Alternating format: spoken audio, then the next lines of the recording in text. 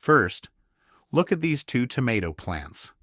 They were planted on the same day, from the same seed packet, in the same type of soil, and watered the same way. And after a few weeks, can you see the difference? The plant on the left is taller, the leaves are darker green, and the stem stands firmer.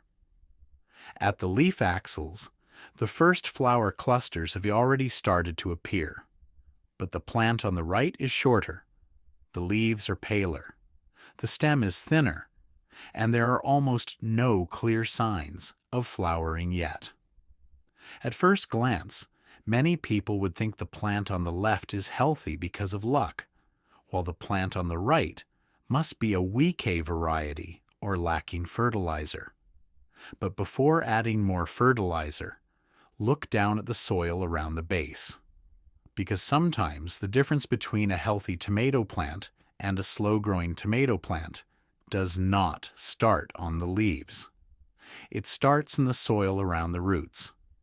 In today's video, I will share a very simple soil watering mixture for tomatoes, almost free, made from a few familiar things in the kitchen.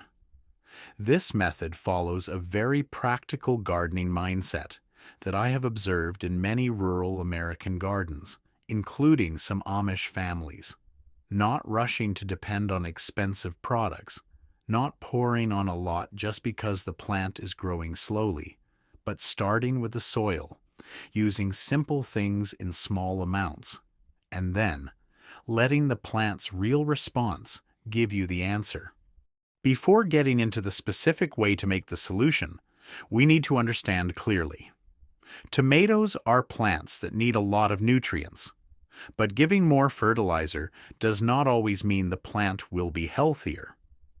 A tomato plant that grows well needs enough sunlight, well-draining soil, organic matter, balanced nutrients, and stable moisture. If one of these things is missing, the plant can still grow slowly, even if you water it with any extra mixture. Tomatoes usually need about 6 to 8 hours of direct sunlight each day. If they lack sunlight, the plants easily become leggy, the stems become weak, flowering is delayed, and fruit set is poor. But once there is enough sunlight, the next thing to look at is the root zone. The soil should be moist, but it should not stay waterlogged for too long. When soil holds too much water, the roots lack oxygen and the plant can wilt, even though the soil underneath is still wet. The soil also needs organic matter such as compost, decomposed leaves, rotted straw, or well-aged manure. These things help make the soil looser, hold moisture more evenly, and create a better environment for life in the soil. In terms of nutrition, tomatoes need nitrogen to develop stems and leaves. But if there is too much nitrogen, the plant may become lush and green, while producing few flowers and few fruits. When the plant begins to flower and develop fruits, it needs additional balance from potassium, phosphorus, calcium, and trace minerals. Finally, there is water. This is the point that many people overlook. Tomatoes do not like being bone dry one moment and flooded the next. Sudden changes in moisture can stress the plant, cause flower drop, or lead to problems such as blossom end rot. So today's mixture should not be understood as magic food for the plant. It is only a light way to support the soil around the roots, and it only makes sense when the soil is not waterlogged, the plant is still healthy, and the grower does not overuse it. After understanding what tomato plants need to grow best, let's look at how to make it. With this method, keep everything light, clean, and at the right dose. For a batch of about 1 gallon, you need 1 gallon of clean water, preferably rainwater or tap water that has been left to sit overnight, 9 to 10 grams of bread-making yeast, 30 milliliters of molasses. If you do not have molasses, You can use the same amount of regular sugar. In addition, you can add 1 cup of buttermilk if you have it available. This ingredient is not required, so if you do not have it, there is no need to try to replace it with something else. Finally, 1 teaspoon of baking soda. Use only this small amount. Do not increase the dose, because baking soda is not something where more is better. The water used for mixing should be gently warm, around 90 to 100 degrees Fahrenheit. Do not use hot water. If the water is hotter than about 120 degrees Fahrenheit, the yeast may become weak or die before the mixture has time to work. If you use city tap water, pour the water into a bucket and leave it uncovered overnight. This can help reduce chlorine in some water sources, while also making the water less cold and more stable before mixing. If you use rainwater, make sure the water is collected from a relatively clean area, with no strange smell, no dirty debris, and not running through a roof with chemicals or too much bird droppings. This formula is cheap and simple, but that does not mean it should be done carelessly. What you put into the root zone must be clean, light, and controlled. In the mixing step, the most common mistake is putting all the ingredients into the bucket, stirring them up, and then watering right away. If you do that, the yeast has not had time to activate, and the mixture is more like a bucket of sugar water than a soil watering tonic. So the most important step is to wake up the yeast first. First, pour 1 gallon of gently warm water into a clean bucket. Add 2 tablespoons of molasses or sugar to the water. Then stir until it dissolves evenly. Then sprinkle 1 tablespoon of bread-making yeast over the surface of the water. Do not stir strongly right away. Let the yeast sit on the surface of the water for a few minutes so it can start absorbing moisture and spreading out. After that, if needed, stir only very gently. Next, place the bucket in a cool, airy spot, away from direct sunlight. Let the mixture rest for at least 2 to 3 hours. But if this is your first time making it, it is best to leave it overnight. The next morning, look at the surface of the mixture. If there is a light foam layer, slightly light brown or cream-colored, that is a sign the yeast is still alive and active. If there is completely no foam and no light fermented smell, the yeast may be too old, the water too hot, or the water may contain strong disinfectants. Once the mixture has a light foam, only then add 1 cup of buttermilk if you want to use it. Finally, add 1 teaspoon of baking soda and stir well. Use exactly 1 teaspoon of baking soda for this whole batch. Do not increase the dose, because baking soda does not make the mixture stronger in a beneficial way. If used too much, especially in small pots or soil that has already accumulated salts, it can throw the soil out of balance. This is the step that needs to be done carefully, because the same mixture, when watered in the wrong place, can cause more harm than good. Before using it, check the soil surface around the plant. If the soil is hard and dry, do not pour the mixture directly onto it right away. Water lightly with plain water first, just enough to make the soil evenly moist. Once the soil is moist, the mixture will soak in more slowly, spread more evenly, and be less likely to shock the roots. Then water the mixture in a ring around the plant, about 3 to 6 inches away from the stem, depending on whether the plant is large or small. Do not pour right against the crown of the stem, because the root zone that absorbs water and nutrients is not only directly under the base. As the plant grows, the roots spread outward, so the watering ring also needs to sit a little farther away from the stem.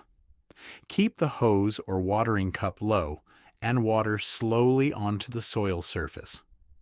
Do not water onto the leaves, flowers, or fruits, and do not use this mixture as a spray.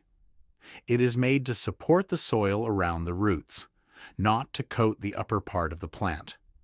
If you wet the leaves with a mixture containing sugar and yeast, especially in hot and humid weather, you may cause the leaf surface to become dirty and stay damp longer than necessary. After watering, if the soil surface is still bare, you can add a thin layer of mulch around the base to hold moisture. But leave a small gap around the stem, and do not let the mulch press against the plant crown.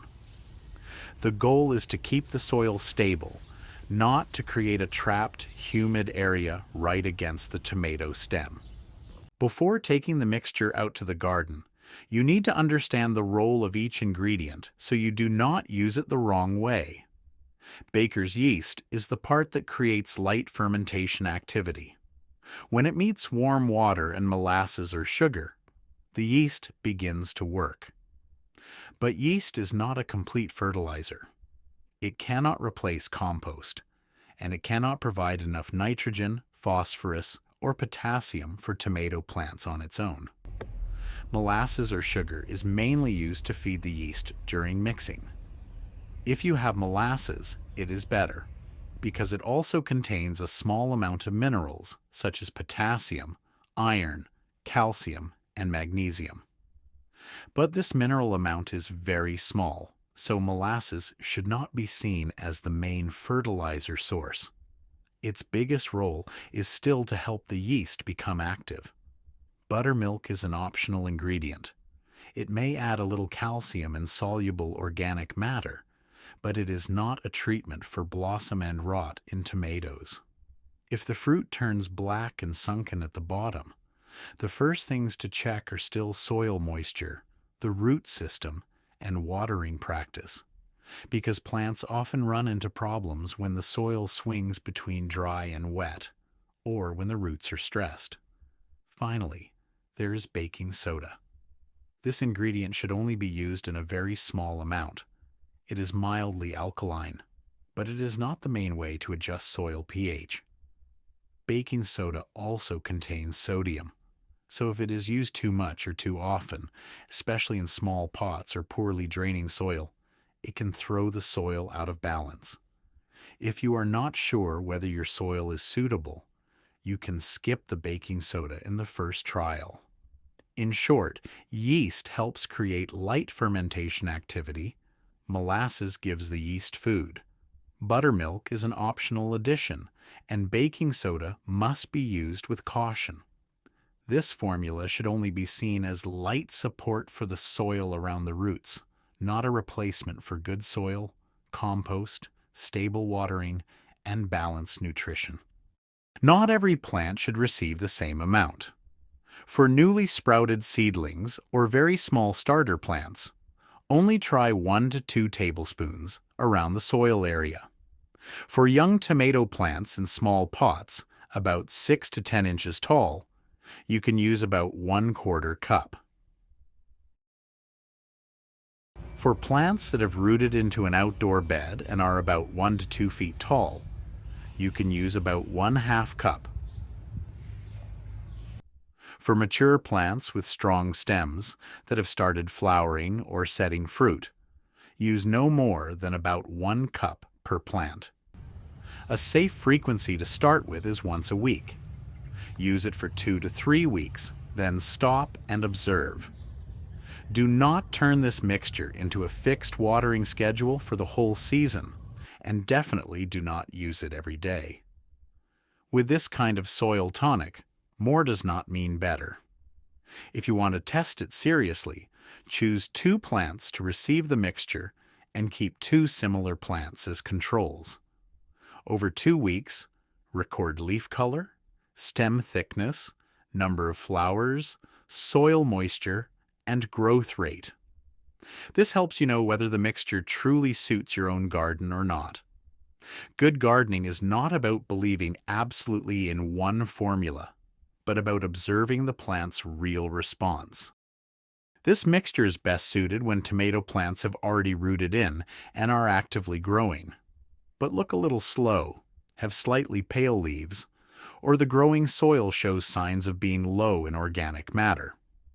An easy time to use it is about 7 to 14 days after transplanting into the bed, when the plant has passed transplant shock and has started producing new leaves. You can also use it before the flowering stage, but only in a moderate amount. Do not use it when the plant is waterlogged, the soil is soggy and mushy, has a sour smell, the pot drains poorly, or the plant is seriously diseased. If the plant is wilted all day, the stem is darkened, the leaves have spots that spread quickly, or the roots are rotting, deal with the main cause first. You also should not use it on soil that is too dry if you have not moistened it first. Do not use it close to harvest day if the mixture can easily splash onto the fruit, and do not water the whole garden with it on the first try. After using it correctly, if the plant responds well, you may see changes in about 7 to 14 days. New leaves look more naturally green. The stem stands firmer. Branches develop more evenly, and flowers appear more steadily when the plant is old enough and has enough sun. But do not look only at height. A plant that grows tall quickly but has soft stems, overly dense leaves, and few flowers is not necessarily healthy. Observe the whole plant. Are the leaves naturally green? Is the stem thicker? Is the plant flowering and setting fruit better? Is the soil too wet? Does it have a strange smell? Or is it attracting too many ants or small flies? If the soil smells sour, stays trapped and overly wet, insects come in large numbers, or the plant grows too vigorously in leaves but has few flowers, stop and review your watering method, drainage, and nutrition. The goal is not to make the plant explode with leafy growth, but to help it become more balanced, develop healthier roots, and have better conditions for steady flowering and fruit set. The yeast mixture is only a support. If the soil is poor, dries unevenly, or is compacted, the results will be very hard to keep stable. So before expecting anything from any tonic, keep these 3 foundational things in place. The first thing is adding finished compost. When transplanting tomatoes into the bed, you can lightly mix 1 to 2 shovels of compost around the planting area, instead of stuffing too much into one small hole. If growing in containers, use a loose, well-draining potting mix instead of pure, heavy garden soil. The second thing is mulching around the base. Once the plant is settled in, cover the area around the base with a mulch layer about 2 to 3 inches thick, using clean straw, decomposed leaves, seed-free dry grass, or coarse compost. But keep the mulch about 2 inches away from the stem so the plant crown does not stay trapped in moisture. The third thing is watering deeply and evenly. For tomatoes grown in the ground, many gardens need about 1 to 2 inches of water per week, including rain, but this number changes depending on the weather and soil type. The easiest way is to stick your finger about 2 inches into the soil. If it is still moist underneath, you do not need to water yet. If it has dried out and the plant looks slightly wilted in the morning, water deeply. Compost, mulch, and stable watering are the foundation. The yeast mixture should only come after those things. If there is one thing to remember, it is that tomato plants do not really crave a secret formula. They need healthy soil, roots that can breathe, stable water, organic matter, and a grower who knows how to observe before pouring in anything extra. This nearly free mixture can be something worth trying. A little yeast, molasses, clean water, maybe some buttermilk, and only a very small amount of baking soda. But it is not magic. It is only a small tool to support the soil around the roots. So, if you are growing tomatoes this year, do not use it on the whole garden the first time. Try it on a few plants, use a small amount, observe for 1 to 2 weeks, and then let the garden itself give you the answer. A good tomato season does not come from big promises. It comes from living soil, steady habits, and small things done at the right time.